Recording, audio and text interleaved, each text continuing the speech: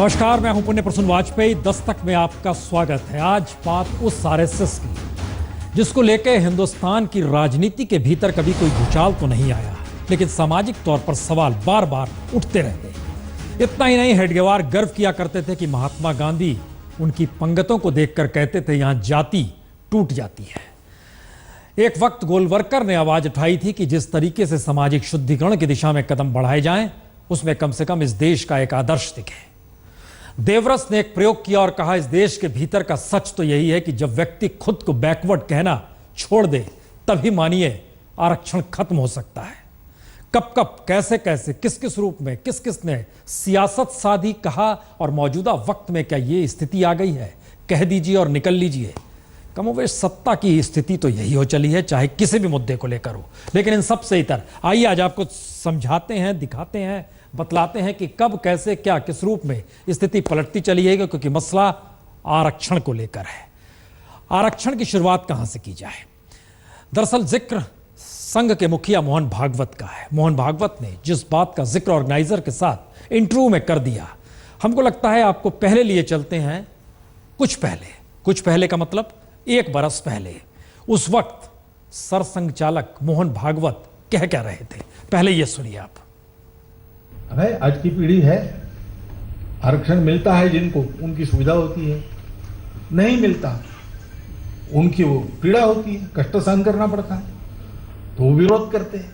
मेरे सामने दोनों प्रकार के लोग बैठे थे। मैंने संघ का बताया कि हमारा आरक्षण को समर्थन है, जब तक सामाजिक भेदभाव है आरक्षण चाहिए। सामाजिक भेदभाव के शिकार सब लोगों को बराबरी में लाने के लिए आरक्षण चाहिए, ऐसा हमारा विचार है।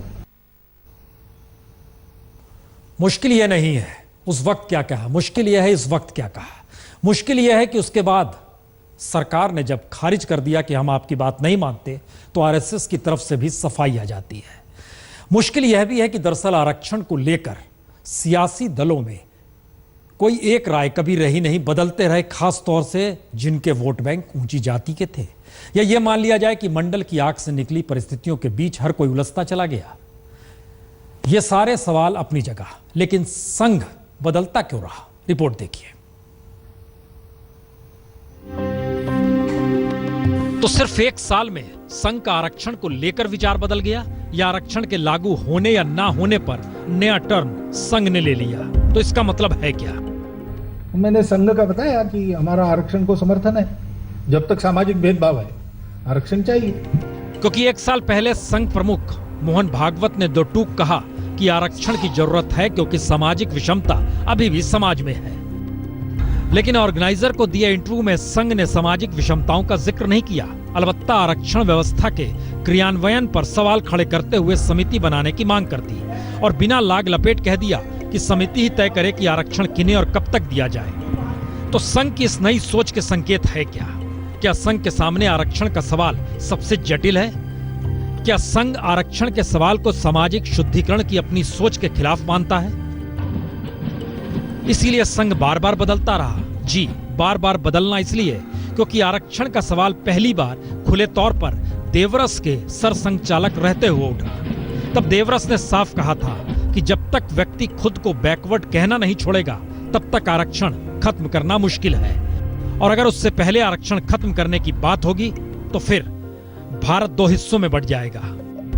और देवरस के ही दौर में 1981 में बकायदा संघ के अखिल भारतीय प्रतिनिधि सभा में एक प्रस्ताव पारित किया गया, जिसमें कहा गया कि गलत क्रियान्वयन की वजह से आरक्षण की नीति सत्ता की राजनीति का हथियार और चुनावी हथकंडा बन गई, बजाय कि उस मकसद के जिसके लिए बनाई गई थी। नतीजा कि देश के कई हिस्सों में समाज में संघर्ष हो रहा है। दरअसल जो बात आज मोहन भागवत ने कही, यही बात 1981 में भी आरक्षण को लेकर संघ ने ही सुझाई थी। उस वक्त कहा था कि गैर राजनीतिक सामाजिक चिंतकों की एक कमेटी बनाई जाए, जो आरक्षण से उत्पन्न समस्याओं का गहराई से अध्ययन करे और दलितों व आदिवासियों के उत्थान के लिए सकारात्मक कदम बताए। जाहिर है यही लकीर आज भी खींची गई, लेकिन समझना यह भी होगा कि जिस दलित, आदिवासी, पिछड़े तबके को आरक्षण के नाम पर मुख्यधारा से जोड़ने का सवाल अब उठाया जा रहा है, असल में यह सवाल इस देश में आजादी के बाद से बार बार उठा है। बावजूद इसके सामाजिक आर्थिक हालात उसके बदलते क्यों नहीं, और आरक्षण शब्द आते ही भारत की सियासत गर्मा क्यों? नजरिया इस देश को लेकर अगर चुनावी राजनीति में सिमटाइएगा तो कह सकते हैं कि मोदी सरकार इस मर्म को समझ गई। इस वक्त आरक्षण शब्द उनके लिए कोबरा से भी घातक है। इसीलिए तुरंत जो सरकार आरएसएस की पीठ पर सवार होकर यहां तक पहुंचती है, वो सरकार चंद सेकंड नहीं लगाती है। ये कहने से आरएसएस की बात से हम वाकिफ नहीं है। आरएसएस जो बात कह रही है उस हिसाब से हम चल भी नहीं सकते हैं। सुनिए कहा क्या गया। आरक्षण नीति पर किसी भी प्रकार के पुनर्विचार का हम समर्थन नहीं करते, न ही बीजेपी कैसे कर रहा है, ये हम बहुत स्पष्ट करना चाहेंगे। मुश्किल यह नहीं है, मुश्किल दूसरी है। सवाल है कि एक वक्त कुछ दिनों पहले इस बात का जिक्र होता है, प्रधानमंत्री गर्व कहते हैं हम स्वयंसेवक हैं। लेकिन आइए जरा आरक्षण के मुद्दे को देख ले, समझ लें कि दरअसल अलग अलग रुख सरसंघ चालक का, अलग रुख प्रधानमंत्री मोदी का, एक नई राह बीजेपी अध्यक्ष की क्यों है।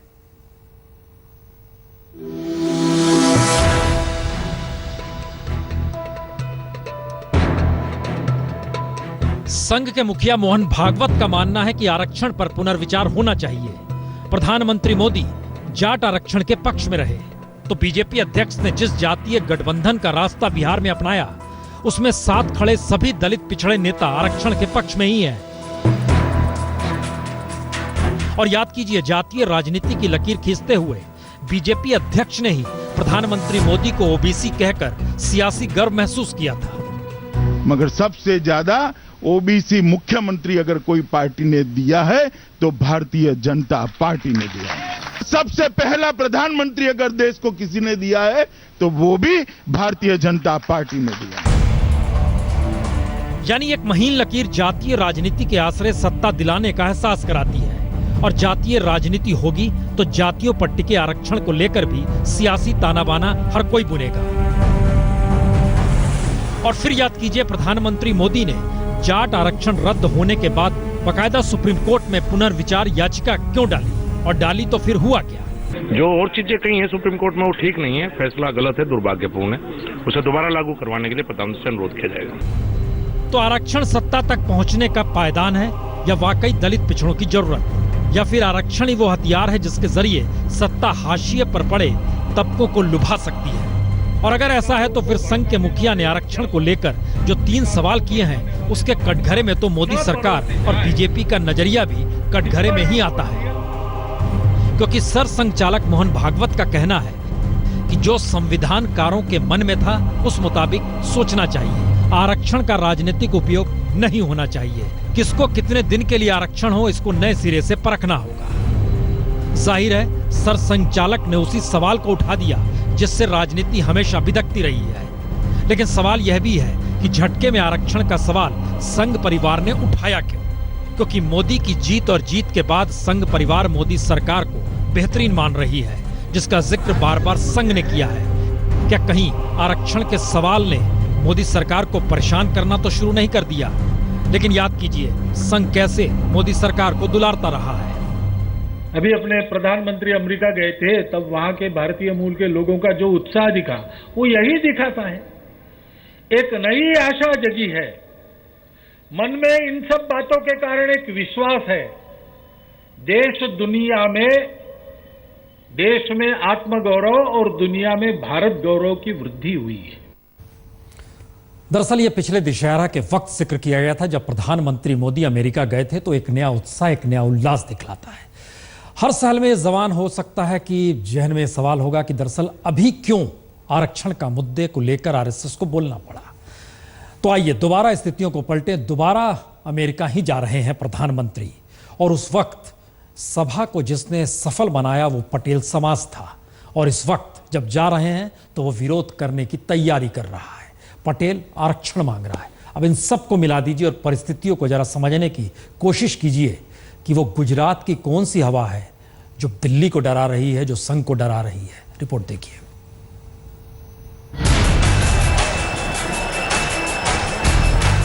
तो कहीं सरसंघ चालक की नजर गुजरात से खड़ी होती मुश्किल को लेकर तो नहीं है, क्योंकि जिस तरह अहमदाबाद में पटेल रैली ने अपना दमखम दिखाया और हार्दिक पटेल ने बातों बातों में संकेत दे दिए कि आरक्षण या तो सभी को मिले या फिर खत्म हो। और उसने दिल्ली में बैठी मोदी सरकार के सामने मुश्किलें तो खड़ी कर ही दी।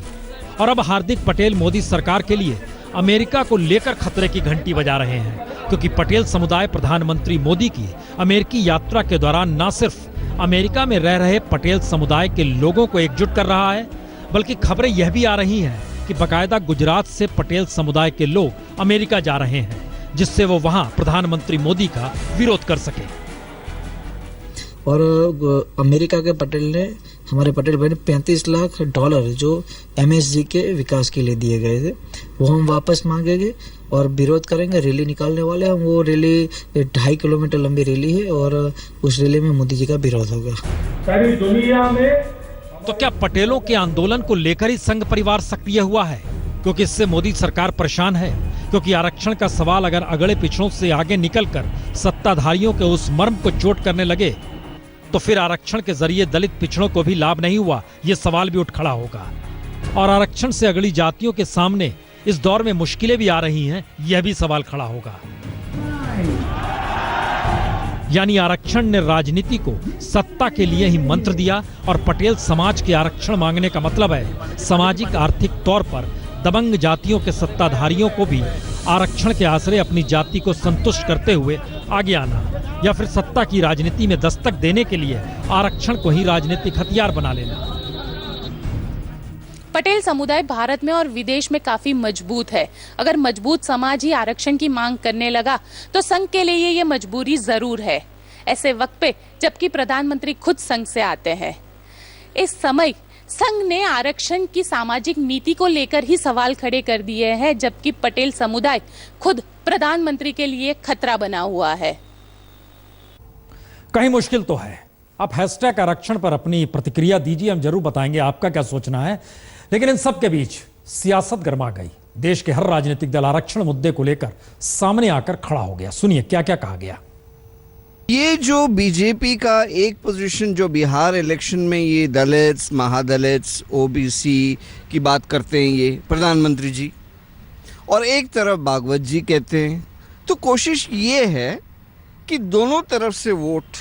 मुश्किल यह नहीं है कि किस रूप में इस देश को हर राजनीतिक दल अपने नजरिए से देखना चाहता है। मुश्किल इस दौर की यह हो चली है, आजादी के वक्त संविधान निर्माताओं के सामने तकरीबन 12 करोड़ लोग थे।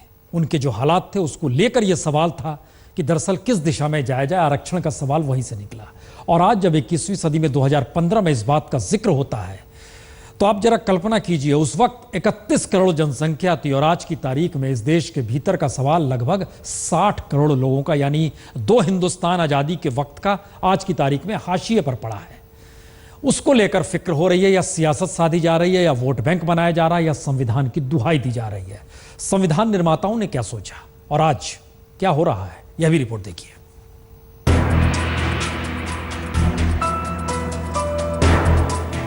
संविधान बनाने वालों ने तो माना था कि आरक्षण देकर वंचितों को मुख्य धारा में शामिल किया जा सकता है और इसकी मियाद भी शुरुआत में 10 बरस की ही रखी गई। लेकिन दलित आदिवासियों के हालात बिगड़ते ही गए तो मियाद 10 बरस और बढ़ा दी गई। लेकिन 10-10 बरस का सिलसिला कभी खत्म हुआ नहीं और सियासी राजनीति के तौर तरीकों ने आजादी के 42 बरस बाद साफ बता दिया कि आरक्षण अब दलित आदिवासियों से ज्यादा राजनेताओं की जरूरत बन चुकी है।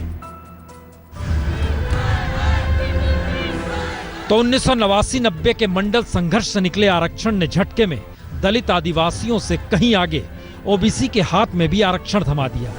और चूंकि आरक्षण ने जातियों को लुभाने का नया मंत्र राजनेताओं के हाथ में थमाया तो ओबीसी में शामिल होकर आरक्षण पाने की होड़ मच गई। मौजूदा वक्त में देश भर में 400 से ज्यादा छोटी बड़ी जातियों को आरक्षण के दायरे में हर सियासत लेकर आ गई और अब जाट, गुज्जर से लेकर मराठा और पटेल तक ने आरक्षण के लिए आंदोलन छेड़ दिया। तो अब जाट, गुज्जर से लेकर मराठा और पटेल तक ने आरक्षण के लिए आंदोलन छेड़ा और आरक्षण की मांग जाति के दायरे को छोड़ धर्म तक भी आ पहुंची। हम तुमसे इतना ही कह रहे मिस्टर प्राइम मिनिस्टर कि हमको मच्छी मत दो, हमको मच्छी पकड़ने का हुनर सिखा दो, हम खुद अपना इलाज कर लेंगे। हमको रिजर्वेशन दे दो, हमको रिजर्वेशन दो और देखो 10 साल के अंदर महाराष्ट्र हिंदुस्तान का सबसे बेहतरीन स्टेट बनकर उभरेगा।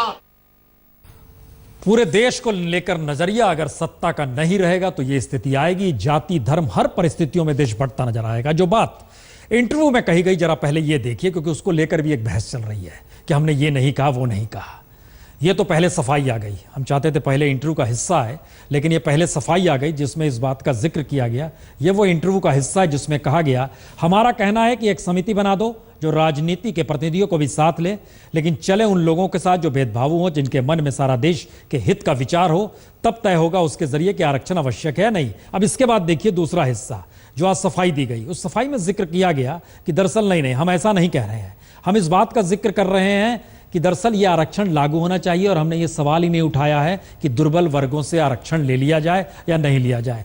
ये एक अपने तरीके की परिस्थितियां, लेकिन इन सब के बीच इस देश की मुश्किल ये हो चली है कि आखिर में हर 5 बरस के बाद वोट डालिए, जो जीत जाए वही महान कहलाता है और वो मान लेता है राजनीतिक सत्ता उसके हाथ में तो अकूत ताकत उसी के हाथ में। और इसी अंदाज में दिल्ली में सत्ता चल रही है और केंद्र सामने खड़ा है। केंद्र सत्ता चला रहा है या दिल्ली सामने खड़ी है, जो भी कहिए, इन सब के बीच मामला आज पहुंच गया सुप्रीम कोर्ट में। क्या कहा सुप्रीम कोर्ट ने? डेंगू का लोगों की जानें लेना बदस्तूर जारी है। रेप रुक नहीं रहे, महंगाई कम नहीं हो रही, और जिस दिल्ली को साफ करने के लिए मुख्यमंत्री ने भी झाड़ू उठाई और प्रधानमंत्री ने भी, फिर भी वो साफ नहीं हो पा रही। तो दिल्ली में गुड गवर्नेंस तो नहीं ही है, और इसी सवाल को लेकर आज सुप्रीम कोर्ट में एक जनहित याचिका पहुंच गई। कोर्ट के ऑब्जर्वेशंस ये थे कि वो खुद अखबार में पढ़ते हैं कि रोज कुछ ना कुछ ये चल रहा है, और गुड गवर्नेंस को कोर्ट ने कहा कि इनको जो जितनी पार्टीज इन्वॉल्व हैं, होम मिनिस्ट्री है या लेफ्टिनेंट गवर्नर हैं या अरविंद केजरीवाल जी मुख्यमंत्री हैं, इनको आपस में बैठ के सुलझा लेने चाहिए मुद्दे। सुप्रीम कोर्ट ने याचिका भले खारिज कर दी, लेकिन अपने ऑब्जर्वेशन में दिल्ली और केंद्र दोनों ही सरकारों को आईना भी दिखा दिया और सवाल भी खड़े कर दिए, क्योंकि कोर्ट ने साफ कहा कि हमें मालूम है कि केंद्र और दिल्ली सरकार के बीच चल रही लड़ाई से दिल्ली में शासन प्रभावित हो रहा है और इसका खमियाजा जनता भुगत रही है। केंद्र और राज्य सरकार दोनों को भारी बहुमत से जिताया जनता ने, और अगर दोनों ने अपने मतभेद दूर कर शासन की दिक्कतों को दूर नहीं किया तो सही समय पर जनता सही फैसला कर देगी।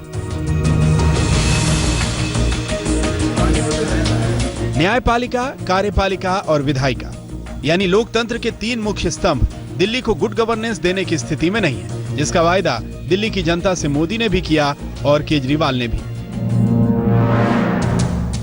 और दांव में दिल्ली को कभी शंघाई बनाया गया तो कभी टोक्यो, लेकिन दिल्ली जिस मुहाने पर आकर खड़ी हुई, वहां डेंगू महामारी पर लेकर एक दूसरे पर आरोप प्रत्यारोप हैं, तो रेप की बढ़ती घटनाओं के बीच पुलिस किसके हाथ में, इस पर विवाद। लेकिन सच यही है कि जनता सब समझ रही है। सुप्रीम कोर्ट ने टिप्पणी करते हुए कहा कि हमें मालूम है केंद्र सरकार और दिल्ली सरकार के बीच अहम की लड़ाई में दिल्ली की जनता पिस रही है। कोर्ट ने यह भी कहा कि अगर दोनों सरकारें अपने मतभेदों को बुलाकर अच्छा शासन नहीं देंगी तो जनता सही समय पर सही जवाब दे देगी। आपकी प्रतिक्रिया क्या है हैशटैग आरक्षण को लेकर? यह भी देख लीजिए। विनय यादव, इन्होंने कहा किसी भी समुदाय को आरक्षण देना सरकार की मजबूरी है, क्योंकि कई सरकार इन्हीं जाति आरक्षण के बल पर चल रही है। यकीनन विनय यादव का ये ट्वीट। और दूसरा ट्वीट जो आया है वो है नीतीश, देश में केवल वित्तीय सहायता के नाम पर आरक्षण होना चाहिए, ना कि जात या धर्म के आधार पर, और वो भी केवल पढ़ाई के लिए, ना कि नौकरी के लिए। बड़ी सारी राय है ये एक संदेश है शायद उन सरकारों के लिए जो सोचते हो कि आरक्षण पर खामोश रहें तो ही काम चलेगा। लेकिन चुनाव में जो मैदान में ना कूदे उसको कूद जाए वो तो ठीक है, जिसे टिकट ना मिले। यह भी देख लीजिए, कुशवाहा की पार्टी के हैं, टिकट नहीं मिला। 50,000 रुपया लगा 50,000 रुपया अभी राजी ने 50-5 लाख रुपया